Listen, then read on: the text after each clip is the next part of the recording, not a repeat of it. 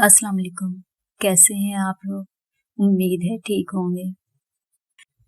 सबसे पहले तो मैं दिल से बहुत बहुत सबका शुक्रिया अदा करना चाहती हूँ कि आप लोगों के प्यार और सपोर्ट की वजह से मेरे 1000 सब्सक्राइबर्स हो गए हैं और मुझे बहुत खुशी है इस बात की। मेरे साथ साथ आप लोगों को भी बहुत बहुत मुबारक हो।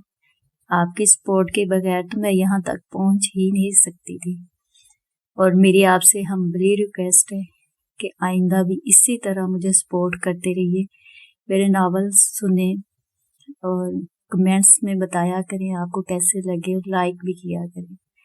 एक और रिक्वेस्ट करनी थी कि प्लीज़ जब मेरी वीडियो अपलोड होती है तो उसको देख के ओपन करके व्यूज़ ज़रूर दिया करें, क्योंकि मेरी वीडियोस पे व्यूज़ बहुत कम होते हैं। उस टाइम पे आप चाहे पूरी सुने या ना सुने लेकिन व्यूज़ दे दिया करें, क्योंकि मेरा चैनल तभी ग्रो करेगा जब उस पे व्यूज़ होंगे काफ़ी ज़्यादा।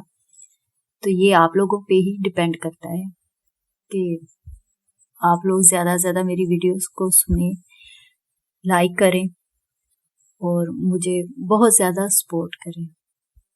और इस सब के लिए एक दफ़ा फिर मैं आप लोगों की बहुत शुक्रगुजार हूँ। बाकी अब चलते हैं हम आपने आज के अगले नावल की तरफ। आज मैं तंजीला रियाज का नावल सुना रही हूँ, मिन शर्रि मा खलक। मैंने कहीं पढ़ा था कि मर्द के दिल में दूसरी शादी की ख्वाहिश पहली शादी के कुछ अर्सा बाद ही पैदा हो जाती है, तो मुझे इस बात की सदाकत पर फौरन यकीन आ गया था। मर्द के अंदर दूसरी शादी की ख्वाहिश कमर की खुजली की तरह होती है। जिस तरह बड़ी महफिल में अचानक कमर में खुजली पैदा हो जाए तो इंसान किस कदर मजबूर हो जाता है और हजार ख्वाहिश के बावजूद कमर नहीं खुजा सकता। अगर जब पहलू बदलता है, कंधों को इस तरह से हरकत देता है कि किसी की नजर में आए बगैर कमर खुजा सके, मगर खुजा नहीं पाता। बिल्कुल उसी तरह दूसरी शादी की ख्वाहिश भी मर्द को बेबस कर देती है।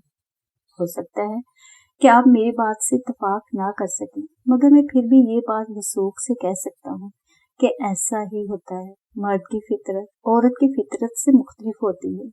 वो किसी एक चीज पर इत्तेफा मुश्किल से ही करता है। खैर, मर्द और औरत का मामला जेर बहस नहीं है।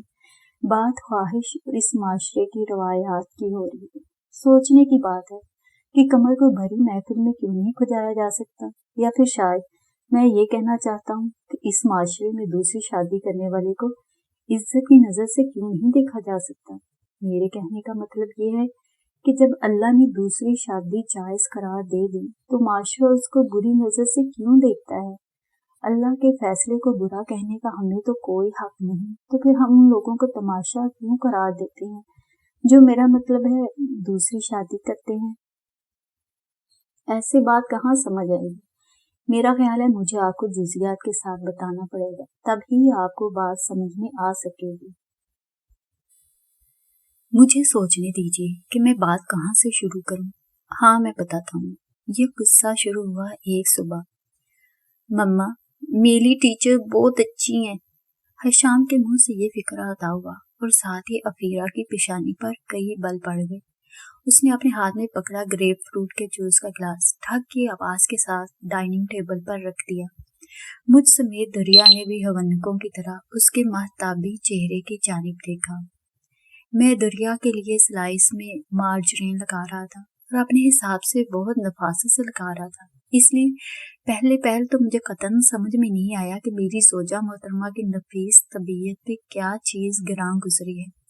मैंने कनखियों से दरिया की जानिब देखा। वो बदस्तूर उबला हुआ अंडा खाने में मसरूफ थी। मैंने दूसरी नजर हशाम पर डाली। उसके नैपकिन की पोजीशन बिल्कुल दुरुस्त थी। उन दोनों को देखने के बाद मैंने अपनी कारकर्दगी का जायजा लेना जरूरी समझा। मैं सीधे हाथ से मार्जरीन लगा रहा था। स्लाइस भी हाथ में पकड़ने के बजाय प्लेट में रखा हुआ था। तो फिर क्या, आखिर वो क्या बात थी जिसने मेरी हसीनो जमील बीवी को सुबह ही सुबह नागवारी में मुब्तला किया था। मम्मा, मेरी टीचर बहुत अच्छी है। आइंदा आपने मेरी के बजाय मेली कहा तो मैं बहुत बुरी तरह पेश आऊंगी। अफीरा ने हशाम की जानिब देखते हुए सख्त लहजे में तंबीह की और साथ ही हम सबकी हैरत रफा करने में खातिर खा मदद की कि समझ में अपनी गलती कुछ आई। LGS 3 साला हशाम कुछ रोज कबल LGS के प्ले ग्रुप में दाखिल हुआ था। उसकी समझ में अपनी गलती कुछ आई और कुछ नहीं आई।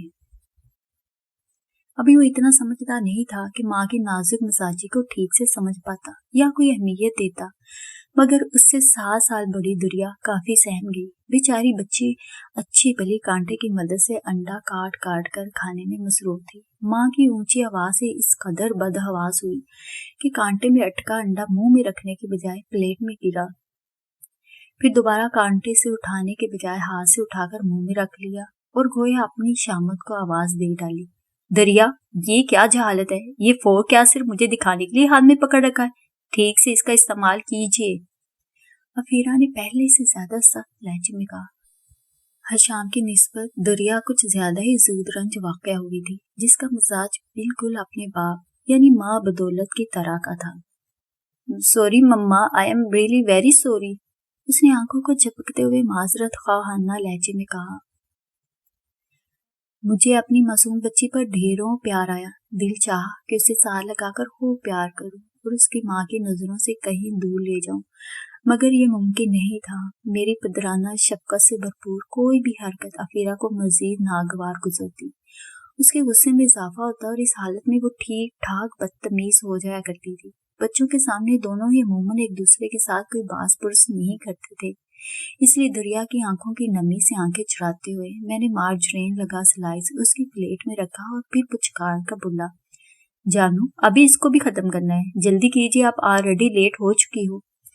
उसके लिए इतना जज्बाती सहारा भी काफी था। उसने खामोशी से स्लाइस खाना शुरू कर दिया। आमतौर से वो स्लाइस खाने के मामले में बहुत चूं चुरा करने की आदी थी, मगर चूंकि आज सुबह सवेरे ही डांट की डोज मिल चुकी थी, इसलिए उसने चुपचाप स्लाइस खत्म किया।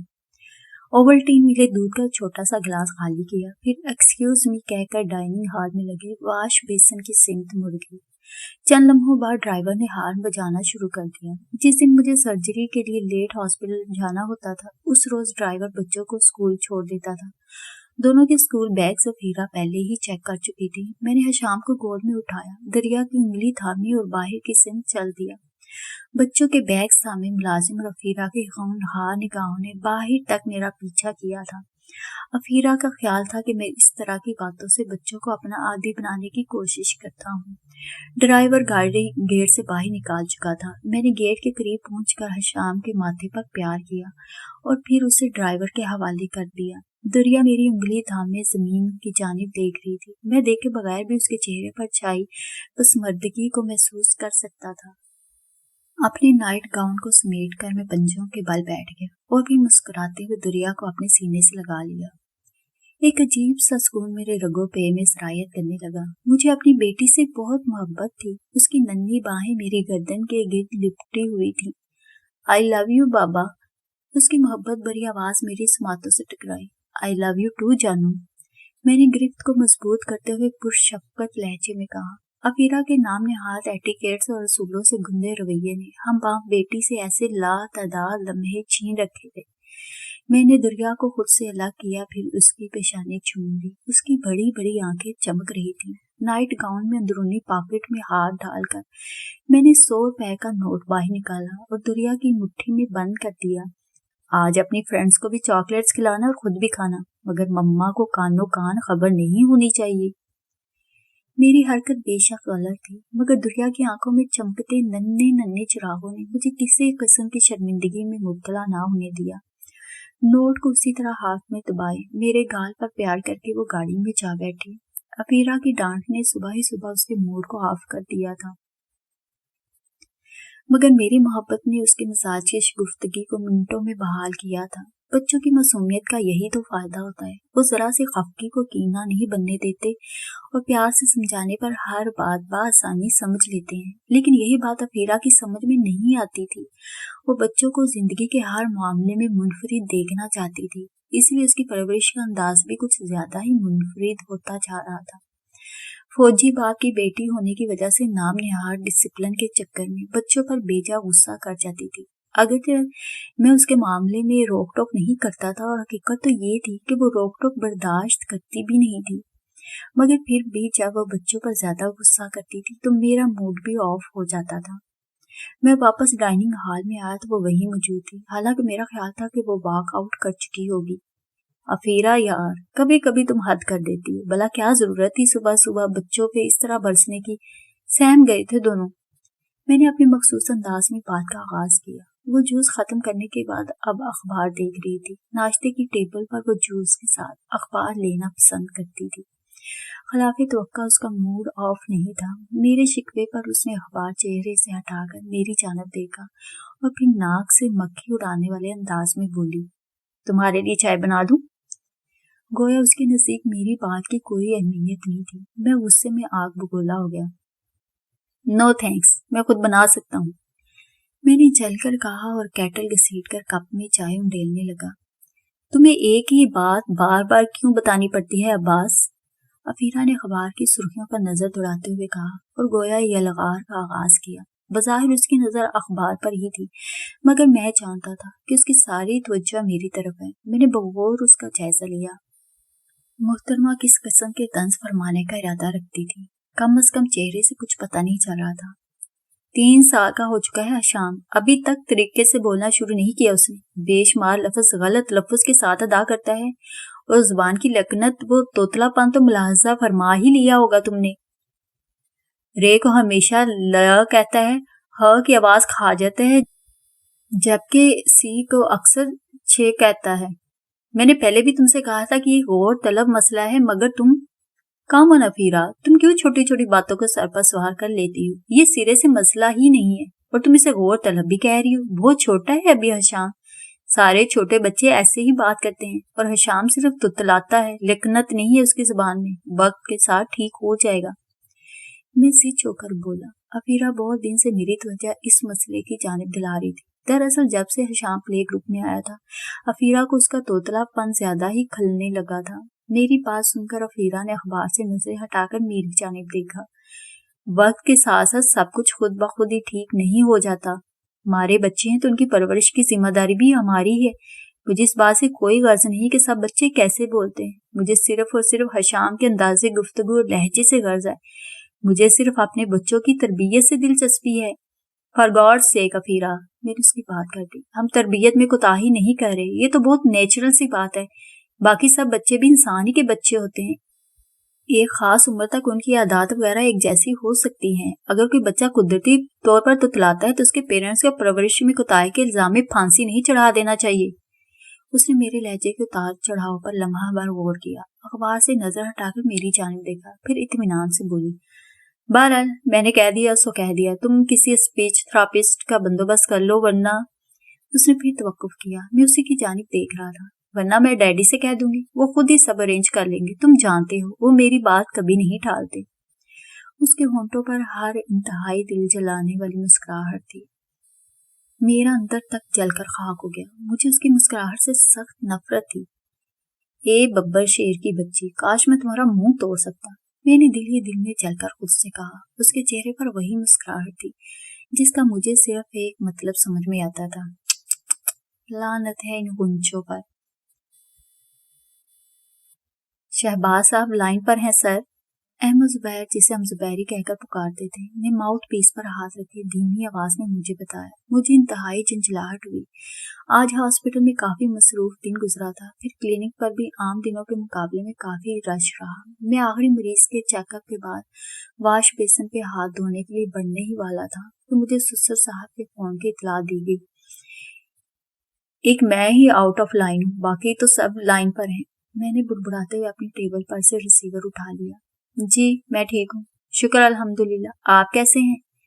मैंने बात का आगाज किया। अपनी बेटी के बरक्स वो काफी धीमे मिजाज के इंसान थे, मगर फिर भी मैं उनसे बात करते हुए बहुत मुहतात हो जाया करता था कि बहरहाल वो मेरे बुजुर्ग थे। उनकी आम लहजे में कही गई बात भी मुझे हुक्म ही लगा करती थी। जी जरूर, चक्कर लगाऊंगा किसी दिन, बस आजकल बहुत मसरूफियत है डैडी, यकीन कीजिए सर खुजाने की भी फुर्सत नहीं मिलती। ہاں، آپ کو اپنی بیٹی کے مزاج کا اندازہ نہیں ہے، وہ میرا سر کہاں کھجائے گی، ایسی کوئی فرمائش کروں گا تو مجھے گنجا ہی کر دے گی۔ ان کا ایک شریر سا جملہ میرے مزاج کو کسی قدر شگفتہ کر گیا تھا۔ ٹال کہاں رہا ہوں ڈیڈی، عادت سے مجبور ہوں، میں چڑیا کو چیل نہیں سمجھ سکتا، جب وہ مسئلہ ہی نہیں ہے تو اسے مسئلہ کیوں سمجھوں؟ میں نے گہری سانس بھرتے ہوئے کہا، افیرا نے ان سے میری شکایت کر ڈالی تھی، مجھے دکھ نہیں ہوا تھا، مگر ایک عجیب سا تعصب پورے وجود کو گھیرے میں لینے لگا تھا۔ افیرا کی بے صبری اور حاکمانہ طبیعت کبھی کبھی مجھے دوسروں کی نظر میں بہت ڈیگریڈ کر دیتی تھی۔ مجھے اس بات کا ملال زیادہ تھا کہ ایک بار پھر مجھے لاپرواہ اور غیر ذمہ دار سمجھنے کا موقع مل گیا تھا، حالانکہ یہ پہلی مرتبہ نہیں ہوا تھا۔ افیرا کی مہربانی سے گزشتہ 12 سالہ ازدواجی زندگی میں بارہا یہ مواقع آئے تھے، مگر اب شاید میں تھکنے لگا تھا۔ میرا موڈ جو ڈیڈی کی باتوں سے ذرا سا خوشگوار ہوا تھا، ان کی ہدایات سنتے ہوئے پھر سے تلخ ہونے لگا۔ مگر ایک باشعور پڑھا لکھا انسان ہونے کے ناطے اپنے مزاج کی تلخی کو قابو میں رکھنا میرا فرض تھا۔ جی ڈیڈی، اوکے، جیسے آپ کا حکم۔ جی، یعنی آپ نے اپائنٹمنٹ لے لیا ہے؟ ہاں جی، canal view housing society, okay, میں لے جاؤں گا شام کو۔ جی تھینک یو ڈیڈی، اللہ حافظ۔ میں نے پسماندگی سے کہتے ہوئے فون رکھ دیا۔ دوپہر تک ہاسپٹل میں خوار ہوتے ہوئے کاریڈورز میں بھاگتے دوڑتے ایک کمرے سے دوسرے کمرے تک چکر لگاتے، پھر اپنے کلینک میں مریضوں کے درمیان ان کی باتیں سمجھتے، انہیں ہدایات دیتے، ان کے مشکل امراض کی عام فہم ٹرمینالوجی سمجھتے ہوئے بھی اس قدر تھکن نہیں ہوئی تھی جتنی تھکن ڈیڈی کی ایک فون کال سے ہو گئی تھی۔ بیٹا، تم کب اپنی ذمہ داریاں سمجھنا شروع کرو گے؟ بالخصوص ان کا یہ فکرہ میرے دل میں کھپ کر رہ گیا تھا، حالانکہ انہوں نے یہ بات عام دوستانہ لہجے میں کہی تھی۔ انہیں کیسے پتا چلتا تھا کہ میں ذمہ دار نہیں ہوں؟ میرے گھر کی عام سی باتیں اس قدر خاص ہو کر ان تک کیسے پہنچ جاتی تھی؟ ظاہر ہے یہ سب اخبار میں تو نہیں چھپتا تھا یا ٹی وی ڈاکیومنٹری میں تو نہیں دکھایا جاتا تھا۔ افیرا ہی ان تک یہ ساری باتیں پہنچاتی تھی، مگر وہ یہ سب کیوں کرتی تھی؟ کیا بات ہے سر، کوئی پریشانی ہے؟ مجھے کرسی کی پشت سے ٹیک لگائے دیکھ کر زبیری نے پوچھا۔ وہ کسی قدر فکر مند لگ رہا تھا، شاید میرے چہرے کے تاثرات زیادہ ہی بگڑے ہوئے نظر آ رہے تھے۔ مسکرائیے سر، آپ مسکراتے ہوئے ہی اچھے لگتے ہیں۔ زاہد نے چائے کا کپ میرے آگے رکھا۔ زبیری میرا اسسٹنٹ تھا اور زاہد زبیری کا اسسٹنٹ تھا۔ اس کے علاوہ بھی 2 کمپاؤنڈر ٹائپ لڑکے میرے پاس ملازم تھے، مگر ان کے ساتھ میری زیادہ بے تکلفی نہیں تھی، وہ بیرونی سیکشن میں کاؤنٹر پہ ہوتے تھے۔ مسکرا دیتے ہیں بھائی، اس میں کوئی روپے لگتے ہیں کیا؟ میں نے مسکرانے کی کوشش کرتے ہوئے کہا، مسکرانا الگ بات ہے اور خوش ہونا ایک الگ بات۔ ہم بلا وجہ نہ چاہتے ہوئے بھی مسکرا تو سکتے ہیں، مگر خوش نہیں ہو سکتے۔ خوشی آسودگی کا نام ہے، اور آسودگی کا احساس اندر سے امڑتا ہے، جو میرے اندر مفقود ہوتی جا رہی تھی۔ تو میں کیسے خوش ہوتا؟ مگر یہ بات میں اپنے ارد گرد رہنے والوں کو کیسے بتا دیتا کہ میں خوش نہیں ہوں؟ خوش نہ ہونے کا مطلب ہے کہ آپ ناخوش ہیں، اور ناخوش ہونے کا مطلب ہے کہ آپ ناکام ہیں۔ کوئی بھی انسان اپنی پیشانی پر ناکامی کا لیبل پسند نہیں کرتا، بالخصوص وہ انسان جسے ارد گرد سے ہمیشہ ستائش سمیٹی ہو۔ کیا کمی ہے تمہاری زندگی میں؟ کچھ بھی تو نہیں۔ ایک خوبصورت من چاہا لائف پارٹنر، اولاد کی نعمت، باوقار منافع بخش پروفیشن، پھر بھی تم ناخوش ہو؟ کوئی میرے اندر چیخ کر بولا۔ میں نے گھبرا کر ادھر ادھر دیکھا۔ ست شکر کہ آپ کی ذات میں جو لاوا پکتا ہے وہ آپ کی ذات تک محدود رہتا ہے، ورنہ تو آپ کو برہم قائم رکھنا ہی مشکل ہو جائے۔ سر، آپ کی چائے ٹھنڈی ہو رہی ہے۔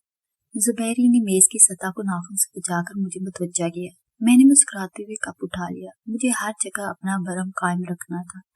زبیری اپنا کپ لیے میرے سامنے والی کرسی پر آ بیٹھا تھا۔ وہ ایک خوش مزاج طبیعتاً بے حد مخلص اور محبت کرنے والا شخص تھا۔ 40 کا ہنسا کراس کرتے احمد زبیر کے لیے اپنے فرائض سب برابر تھے۔ ابھی تک غیر شادی شدہ تھا، اس لیے خود کو فٹ اور سمارٹ رکھنے کا بے حد شوقین تھا۔